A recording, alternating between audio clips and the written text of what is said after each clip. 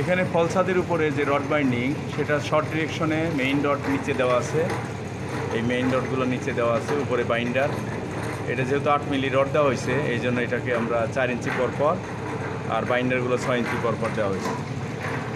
এই যে আমাদের 8 ফুট বাই 5.5 ফুট এই ছাদ। আর এখানে যেহেতু আমাদের একটা মিডলে একটা লাইট পয়েন্ট আছে, সেই জন্য এই লাইট পয়েন্টের জন্য আমরা ঢালাইয়ের মধ্যেই একটা পাইপ রেখে দিলাম।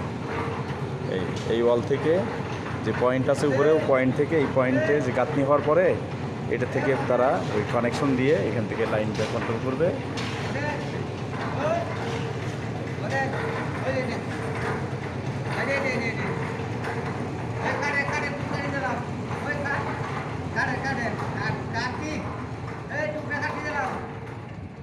हाँ ये ले लो हाँ चलो